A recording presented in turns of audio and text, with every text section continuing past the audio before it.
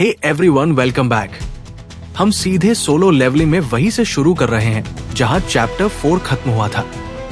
कोई रीकैप नहीं, कोई पॉज नहीं, तनाव अभी भी भारी है और कहानी ठीक उसी जीवन और मृत्यु के पल से आगे बढ़ती है। चलिए इसमें उतरते हैं। एक रहस्यमयी रोशनी टिमटिमाती हुई अस्तित्व में आती है और उस चमक के भीतर से एक अजीब सा गेट धीरे धीरे बनता है। वो वहां ऐसे खड़ा है जैसे हकीकत में पड़ा कोई घाव हो। वह सुरंग जो दूसरी दुनिया को हमारी दुनिया से जोड़ती है। 10 साल पहले गेट के प्रकट होने के बाद दुनिया ने कई अजीब घटनाओं का अनुभव किया। कुछ आकृतियां फ्रेम के भीतर खड़ी है, बदली हुई दुनिया की खामोश गवाह। उनमें से एक उदाहरण है हंटर्स। उनकी ताकत उसी समय जैसी रहती है जब वे जागृत हुए थे, वो कभी नहीं बदलती। मैं भी एक हंटर बना, लेकिन मेरी ताकत केवल ई रैंक के लिए ही पर्याप्त थी। हालांकि सुंग सामान्य इंसानों से अधिक मजबूत है, उसके और ऊंचे रैंकों के बीच की दूरी भारी है। ये कोई छोटी सी दूरी नहीं है, ये एक दीवार है।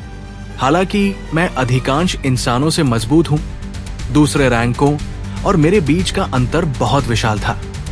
जिन्हें गेट पार करने और राक्षसों को नष्ट करने की शक्ति मिली थी और जिन्होंने इसे अपना पेशा बना लिया था, उन्हें हंटर कहा जाता था। कैमरा फिर से मूर्ति पर लौटता है। सुंग उसके सामने खड़ा है, एक ऐसे कमरे में फंसा हुआ जो किसी काल कोठरी से अधिक न्याय सभा जैसा महसूस होता है।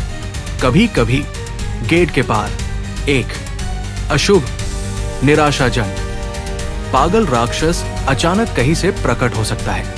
खून जमीन पर फैला है, डर हवा में भर गया है।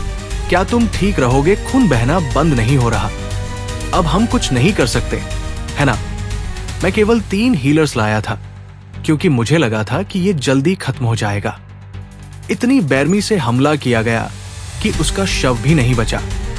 एक इतना सदमे में है कि वो ऐसा व्यवहार कर रहा है। मुझे बचाओ, मुझे बचाओ, मैं जीना चाहता हूं।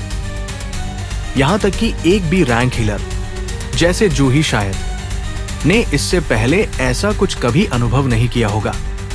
है, इसलिए अभी उपचार पाना शायद थोड़ा कठिन हो। निराशा चुपचाप फैलती है। जो खतरे के लिए प्रशिक्षित थे, वे भी टूट रहे हैं।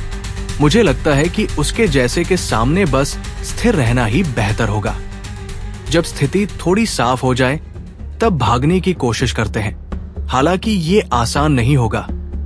सब लोग खामोशी में बैठे हैं। जूही अपना सिर झुका लेती है, आंसू चुपचाप गिरते हैं, जबकि दूसरे उसे सांत्वना देने की कोशिश करते हैं, जबकि वे खुद भी मुश्किल से संभल रहे हैं। हमें क्यों करना पड़ रहा है? ये तो केवल एक डी रैंक डंगन है, केवल डी रैंक डंगन है। जैसा कि मिस्टर सोंग ची यूल ने कहा था, अगर हम हिलेंगे तो हम पर हमला होगा। सुंग गहरे विचारों में डूब जाता है। हर संभावना उसके मन में दौड़ती है। जीवित रहना एक ऐसी पहेली जैसा लगता है जिसके टुकड़े गायब है। अगर हम किसी तरह उसे पार भी कर ले, तब भी हमें गार्ड मूर्ति से गुजरना होगा। उसने शायद कभी इरादा ही नहीं किया था कि हम यहां से निकले। फिर बिना किसी चेतावनी के एक आदमी आगे दौड़ पड़ता है। मैं ऐसे नहीं मरूंगा। मैं आखिरकार एक बड़े गिल्ड में शामिल हुआ हूं, इसलिए मैं यहां नहीं मर सकता। तुम क्या कर रहे हो? मत हिलो।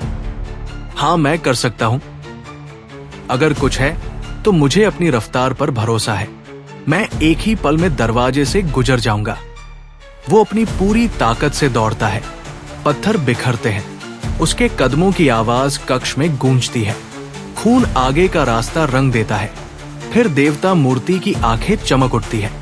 एक पल से भी कम समय में उसका शरीर राख में बदल जाता है। धुआं वहां उठता है जहां वो खड़ा था। केवल उसके टखने बचे रहते हैं। खामोशी। ये भय समझ से परे है। ये लोग जब चाहे हमें मार सकते हैं, है ना? ये किसी कीड़े को कुचलने से भी आसान होगा। वे इस क्षण हम सबको मिटा सकते हैं, तो फिर वे ऐसा क्यों नहीं कर रहे? पता नहीं। अगर कर भी सकते हो तो भी ये मारता नहीं। ये उन राक्षसों से अलग है जो हंटर्स को देखते ही अंधाधुंध हमला करते हैं। सुंग के मन में टुकड़े जुड़ने लगते हैं। गार्ड मूर्ति जो दरवाजे के पास जाने पर हमला करती है, बड़ी मूर्ति जो हिलने पर किरणें छोड़ती है। वे एक पैटर्न में हमला करते हैं। एक पैटर्न, ये नहीं हो सकता। इस कमरे में कोई नियम है। सुंग देखता है कि मूर्ति अपने हाथ में कुछ कसकर पकड़े हुए है और उसी क्षण वह चिल्लाता है, कारथेनन की आज्ञाएं। अचानक उसे सब समझ में आ जाता है। वो पूरी ताकत से चिल्लाता है, हाँ यही है मिस्टर सोंगची युल, पहली आज्ञा क्या थी?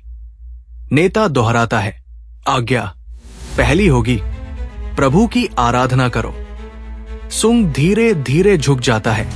प्रभु की आंखें चमकने लगती है, एक अजीब सी रोशनी फैलाते हुए जब वे उसे घूरती है। हवा भारी हो जाती है, घुटन सी महसूस होती है, जैसे पूरा डंगन इस एक कार्य को देख रहा हो। सुंग कहता है, सर इस डंगन में एक नियम है। नेता चिल्लाता है, तुम क्या कर रहे हो? सुंग कहता है, अगर मैं सही हूं। पीछे से नेता लगातार सुंग पर चिल्लाता रहता है, लेकिन सुंग अपना निर्णय ले चुका है। अब उसके भीतर कोई हिचक नहीं बची। वे आंखें किसी ऐसे व्यक्ति की नहीं है जो मृत्यु चाहता हो। प्रभु स्थिर हो जाता है। एक अजीब खामोशी पूरे डंगन में छा जाती है। कोई नहीं जानता ये कितनी देर तक रहती है। समय खुद उस भयावह शांति में थमा हुआ लगता है। वो कहता है, वो उन पर हमला नहीं करता जो हिलते हैं। और इसी ठंडी समझ के साथ ये अध्याय अपने मोड़ पर पहुंचता है। डंगन के पीछे का सच खुलने लगता है, सभी को डर और आशा के बीच झूलता हुआ छोड़ते हुए।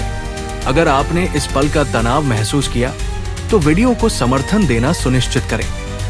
जैसे ही हम 50 व्यू तक पहुंचेंगे, अगला अध्याय आएगा और चीजें और भी तीव्र होने वाली है। तैयार रहिए, क्योंकि असली दुस्वप्न अभी शुरू ही हुआ है।